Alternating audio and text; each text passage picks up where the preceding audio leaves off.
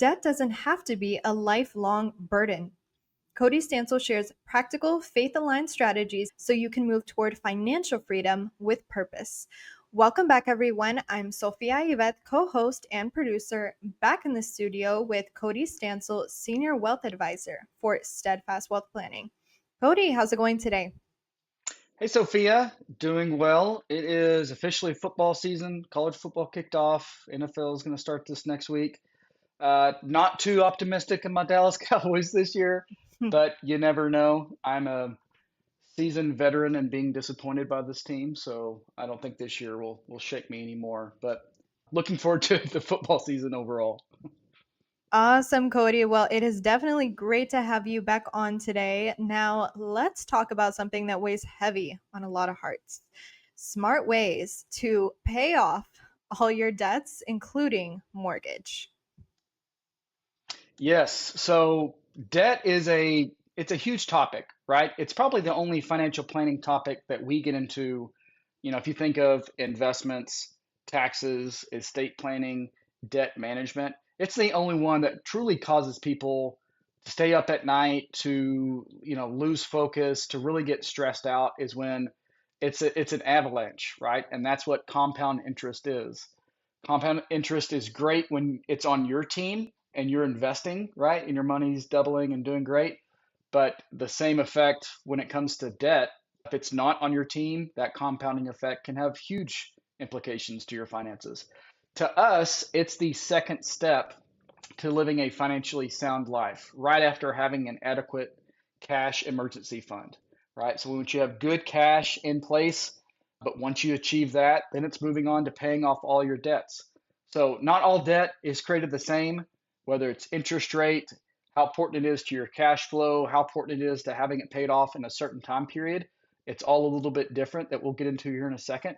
But yeah, it all has the same effect. We all want to be debt free, that's for sure.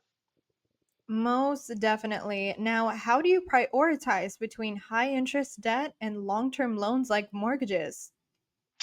Yes. So how we view it, have a good cash position in your emergency fund, pay off all your consumer debt, everything besides the mortgage. So when I say consumer debt, credit card, student loans, car payment, personal loans, all of those things. That's really where we want to focus our cash flow as the second step in our financial journey.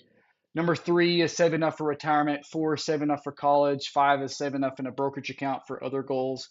And then number six is actually pay off your mortgage. So number two is paying off everything but your mortgage. Six is actually paying off your mortgage.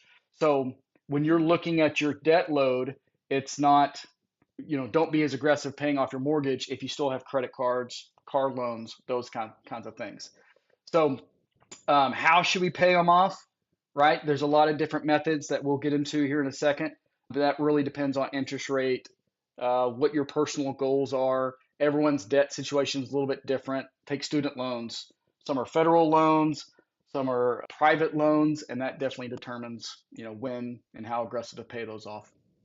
Most definitely. Now, can you explain the difference between the snowball and avalanche methods and which you prefer? I know I've heard of the snowball, but I don't think I've heard of the avalanche.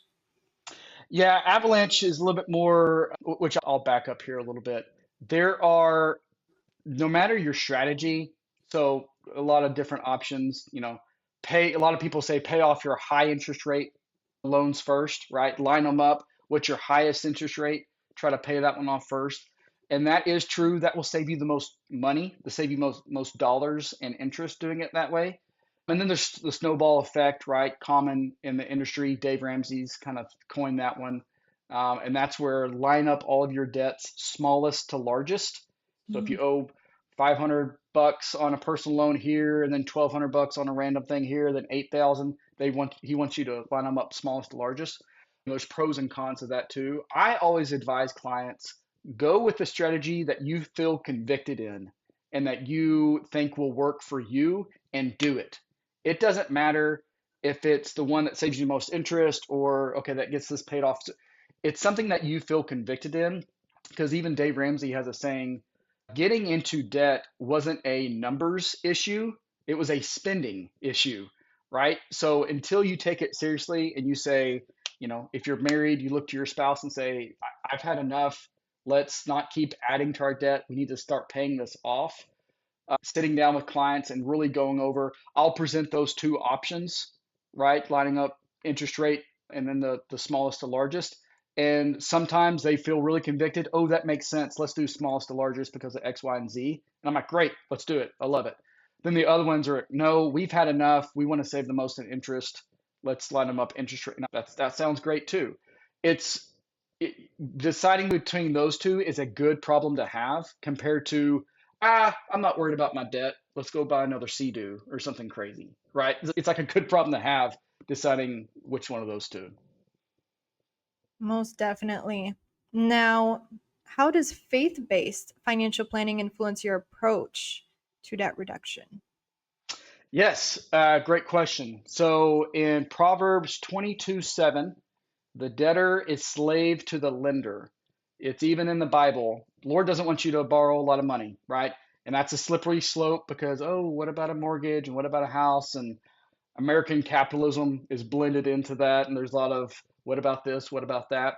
But in its core, I think debt, kind of like what we talked to just open the podcast with, the burden and the blanket that it feels on your life and on your finances, the Lord never, He never created mankind to feel that kind of heaviness, right? Something that you've created on your own. So Mhm. using that as our tool, once again, we're a faith-based firm. We don't want you to be in debt. We want you to be debt free, especially mortgage free by the time you retire because of the cash flow. And I tell this to clients all the time when they've just paid off their mortgage and that's the last piece of debt that they've ever had. And just you can tell the weight on their shoulders. It just feels good to owe nobody nothing, is what I say. And they just nod their head and say, you're exactly right. Even if it was costing them only $300 a month, just having, I'm not relying on anybody else's, debt load for my life is a great feeling. And I know that's the Lord wants us to feel that way as well. Most definitely. Now, are there any tools or apps you recommend when it comes to tracking progress and staying motivated along the way, or do you just open your Bible and get the motivation from there? I will never say that opening your Bible or praying is not a good strategy because it is in any aspect of your life. But if you need a little help with apps or your own flow, I think just a budget tool in general is the best way.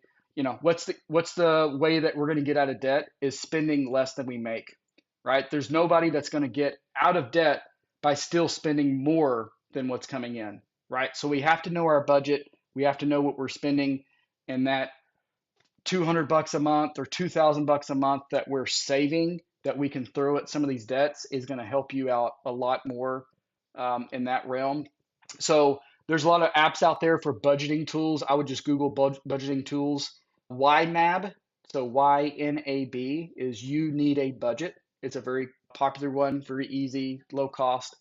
Intuit has a good one. I've seen a lot of clients use Intuit's in a lot of things, payroll, taxes, but they do have their own budgeting tool. But honestly, a spreadsheet, good old fashioned. I'm obviously a numbers guy with my profession, and I just have a spreadsheet, and I go through. Okay, where's my money going? And everyone, what I want to warn clients, don't fall into the trap of, oh, I Googled it and Google says I should be spending 10% of my money on groceries and we're spending 15. I would say use that as a helpful guide, but don't necessarily feel convicted because everyone is different. My family, we have 3 kids. Our grocery budget is probably a lot more than some of my clients who are 20 years older than me and don't have kids, right? So it's where it don't worry so much if that's 10% of our income or 15. It's just at the end of the day, what are we able to save? Because everyone's different. Some people love to travel. Some people don't really, travel's not their big thing. It's just where their money is going, not necessarily how much is going to those particular ones. So, Cody, can you sum up all of those points that we covered today for us before we wrap up? Yes. So there's a lot of methods out there. Should I do the high interest rate first? Should I line it up smallest to largest? What I've seen, once again, sitting down with clients And not to give a generic answer of depends, but honestly, sitting down with the client, going through their particular debt load and just seeing what makes sense for their personality type, for their cash flow. But in general, I've been doing this 13 years. In general, without knowing your particular situation, what I see most often is we always want to pay the credit cards off first. Most likely, it's your highest interest rate, and credit card debt is the worst. The national average credit card interest rate, what do you think it is, Sophia? Oof. To put you on, Um, not to put you on the spot. Numbers are not my thing. It's 23.9%. Mm. So if you buy something for $1,000, $1,000, and don't pay it off in a year, that's $239 of interest.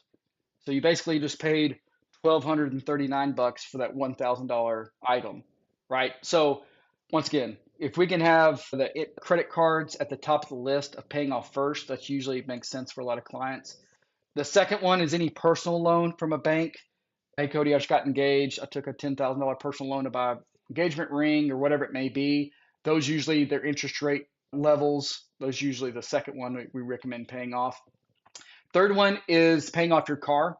So we mostly because we never want to be upside down on a car is what it's called. That's where you owe more than it's worth. You still have 20 grand on your car, but you could probably only sell it for 13 grand. That $7,000 difference is not good, especially if you're going to wreck or for some reason you needed to sell it.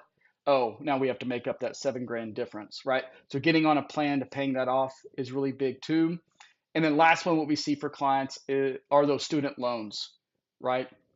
Usually interest rates a little bit more reasonable. Usually the terms a little bit more forgiving, but we do want those definitely to be paid off. Wow, Cody. Well, thank you so much for that incredibly encouraging and practical ways for showing us how to approach debt with wisdom and hope.